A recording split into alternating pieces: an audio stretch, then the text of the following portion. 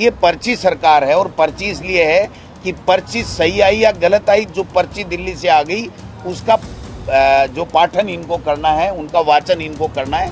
इसके अलावा अपने विवेक से कोई काम नहीं करना है। SC, ST, OBC का जितना हक बनता है और EWS का जितना हक बनता है वो उतने हक की वैकेंसीज में उनका आरक्षण नहीं आ रहा है। इनके वर्गों के साथ में ये कुठाराघात कर रहे हैं। जो 529 स्कूलों का जो मामला इन्होंने बताया था वो तो हमने घोषणा ही हमारी सरकार के समय करके 2022-23 के बजट में और उसको पूर्ण कर दिया, और इस बजट में फिर दिया कुमारी जी से इन्होंने पढ़वा दिया। क्या बोलते हैं, अगर उनमें थोड़ा बहुत भी दम दिखता ना तो वो दूसरी बार के MP थे, उनको केंद्र में मंत्री बनाते, यहाँ प्रदेश में अध्यक्ष थे, तो यहाँ पर कोई न कोई जिम्मेदारी उनको बड़ी मिलती, वो बन सकते थे मुख्यमंत्री। राजस्थान के मुख्यमंत्री सम्मानीय भजन लाल जी ने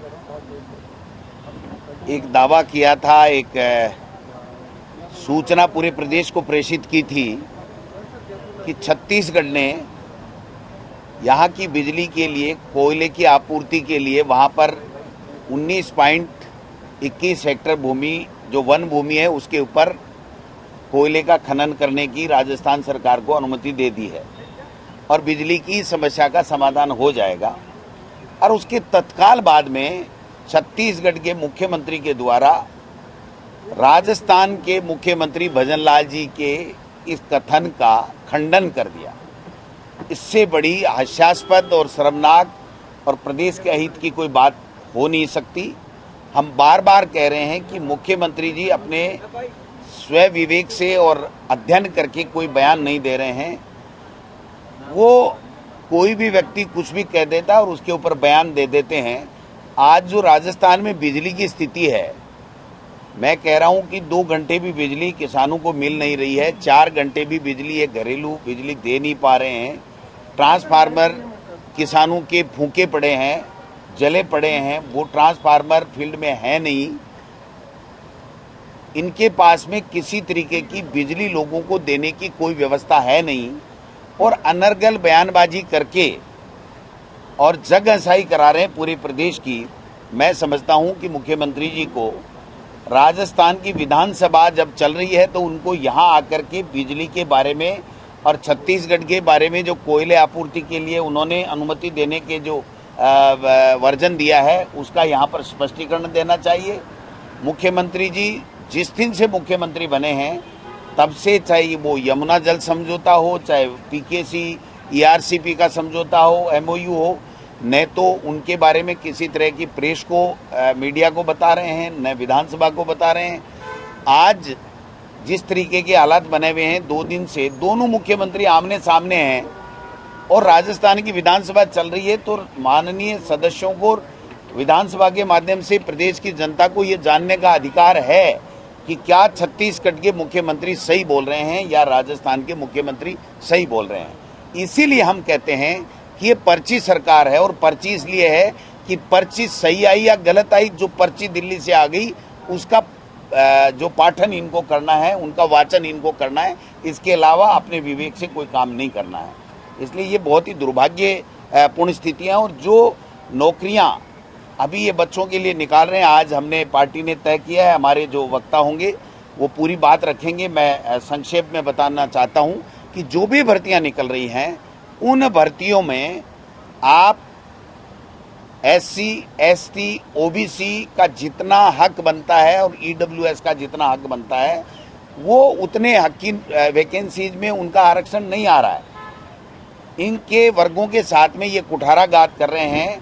और जो हमारे समय में RS की भर्ती का जब अपॉइंटमेंट हुआ था तो बाकायदा उसमें एक कॉलम डाला था आदेश में कि भाई कौन सा व्यक्ति किस वर्ग का है और किस वर्ग की भर्ती के अगेंस्ट में वो सिलेक्शन हुआ है। एक OBC का व्यक्ति या SC, ST का व्यक्ति या EWS का व्यक्ति अगर वो जनरल के अगेंस्ट में अगर भर्ती होता है तो उसके आगे किस कोटे की सीट वो आगे जाकर के खाएगा, वो आगे उसमें अंकित होना चाहिए। ये सुप्रीम कोर्ट का बहुत पहले से निर्णय है और राज्य सरकार को इसकी पालना करनी चाहिए। हमने इसकी एक अच्छी शुरुआत कांग्रेस की सरकार के समय कराई थी, लेकिन इस सरकार ने उस व्यवस्था को वापस बंद कर दिया और आज ओबीसी, एससी, एसटी, ईडब्ल्यूएस जो सामान्य वर्ग के जो गरीब बच्चे हैं जिनके लिए ईडब्ल्यूएस है या जो एमबीसी का आरक्षण मिला हुआ है उनको नुकसान हो रहा है। मैं समझता हूं कि सही तरीके से भर्तियां भी नहीं कर पा रहे हैं और नई भर्तियां निकाल भी नहीं पा रहे हैं और जो निकाल रहे हैं उनमें जो आरक्षण का वर्गीकरण ठीक तरीके से नहीं कर रहे हैं। इसीलिए हम कह रहे थे कि ये संविधान को बदलना चाहते हैं और ये जो शोषित, पीड़ित, पिछड़े जो वर्ग हैं उनके प्रति अन्याय ये लोग बात कर रहे हैं।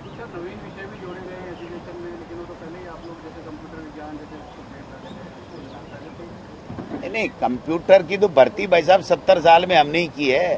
कंप्यूटर शिक्षक की, अनुदेशक की भर्ती हमने की और स्थायी नौकरी उसको किया। और अभी जो बजट है उसमें एक नमूना देता हूं मैं शिक्षा विभाग को, जो 529 स्कूलों का जो मामला इन्होंने बताया था वो तो हमने घोषणा ही हमारी सरकार के समय करके 2022-23 के बजट में और उसको पूर्ण कर दिया और इस बजट में फिर दिया कुमारी जी से इन्होंने पढ़वा दिया। तो इनका तो हम लोग जब निकालेंगे तो पता लगेगा कि इनका खुद का कोई विजन काम नहीं कर रहा है। हमारे ही बजट को रीपोलिश करके और उसी को ये लोग बात घुमा फिरा करके इसमें बजट में डाल। 4 लाख जो नित्य देने की बात सरकार कर रही है, बजट में कहा गया तो 4 लाख नित्य दे देंगे? किसी सूरत में नहीं दे सकते। ये जो 70,000 और 1 लाख की बात कर रहे हैं, ये 5 साल में 70,000 और 1 लाख ही नहीं दे पाएंगे। ये 4 लाख कहाँ से दे देंगे? जो नई इनकी एजुकेशन पॉलिसी है, उस एजुकेशन पॉलिसी को ये कह रहे हैं हमारे शिक्षा मंत्री जी कि हम लागू करेंगे। अगर उस नई एजुकेशन पॉलिसी को लागू किया गया तो आप समझिए कि एक भी सरकारी भर्ती बिना संविदा के नहीं होगी, संविदा पे ही होगी। स्थायी सरकारी भर्ती शिक्षा विभाग में होगी ही नहीं। आप समझिए बात को। एक और बड़ा मुद्दा था कि स्कूलों के अंदर जो स्टेट ओपन एग्जाम चल रहे थे उसमें पूरी क्लास को टिपाया जा रहा था। भाई देखो, इनकी कथनी और करनी में फर्क है। इनका कोई कंट्रोल सरकार के ऊपर, विभागों के ऊपर नहीं है। मैं ये बार बार कह रहा हूं, इनके मंत्रियों के विभाग समझ में नहीं आ रहा है और मंत्रियों के ने ऐसे समझ में आ रहा है। और जिस 360 डिग्री के परीक्षण से ये ऐसे लगाने की बात सरकार ने की थी कि आपको 18 घंटे काम करना पड़ेगा, मैं आपको आपके मीडिया के माध्यम से कहना चाहता हूं कि किसी भी मंत्री का ऐसे 10 दिन से ज्यादा ऑफिस में ही नहीं आ रहा, वो उसके पास कोई फाइल ही नहीं जा रही है, उसके पास कोई काम ही नहीं है। 30 दिन में 15-15, 20-20 दिन की तो वो छुट्टियां जो है वो का उपभोग कर रहे हैं। तो काम कर कौन रहा बताइए? कि जो मंत्री होता है उसका ऐसे उसका प्रमुख जो है वो अधिकारी होता है।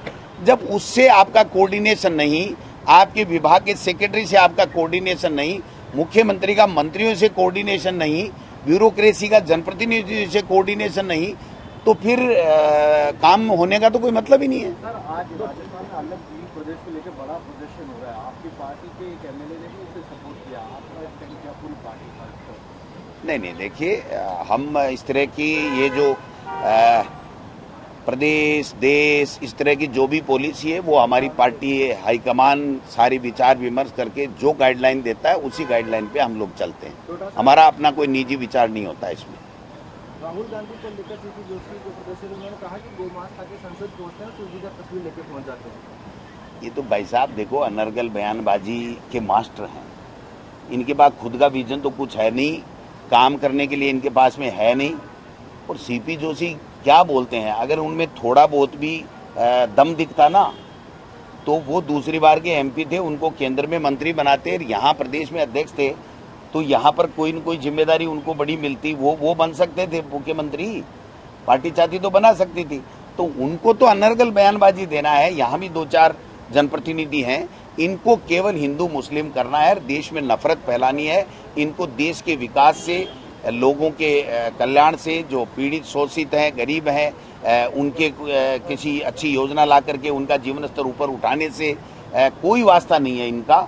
इसलिए मैं तो ये कहना चाहता हूं कि ये बयानबाजी ये लोग बात बंद करें और काम करके दिखाएं। इनको मौका दे दिया, 10 साल के बाद में तीसरी बार केंद्र में सरकार दे दी। सीपी जोशी को कभी आपने सुना है क्या वहां पर कि लोकसभा में राजस्थान के किसी मुद्दे पर वहां लोकसभा में कोई आवाज उठाई हो या देश के प्रधानमंत्री जी के सामने जाकर के उन्होंने कोई राजस्थान के लिए कोई स्पेशल पैकेज दी या कोई योजना की कोई बात की हो, कोई महंगाई कम करने की, कोई पेट्रोल डीजल की जो प्रधानमंत्री जी कह के गए थे कि हरियाणा के बराबर पेट्रोल कर दूंगा मैं सरकार आते ही, तो उसके लिए उनकी तरफ से कोई मेमोरेंडम गया है क्या? वो मिलकर के कभी कहा है क्या? उनको प्रदेश से कोई लेना देना नहीं है। आग फैलानी है, लड़ाई झगड़ा कराना है और सामाजिक सौहार्द बिगाड़ना है, इसके अलावा कोई इनकम।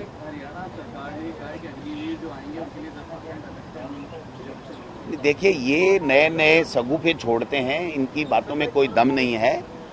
जो अग्निवीर है वो योजना ही गलत है।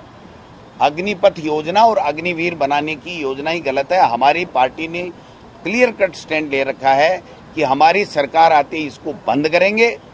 मैं समझता हूं कि इससे कोई काम नहीं चलने वाला है कि किसी भर्ती में कौन सी में किसको 10% देंगे, 2% देंगे, कैसे दे देंगे? लोग कोर्ट में चले जाएंगे, आप समझ सकते हो। तो इनको तो केवल कोर्टों में उलझाना है, नौकरियां किसी को देनी नहीं है। अग्निवीर जो बना रहे हैं उनको ये पैकेज भी नहीं दे रहे हैं। देश के रक्षा मंत्री लोकसभा में झूठा बयान दे रहे हैं कि इनको 1-1 करोड़ रुपए का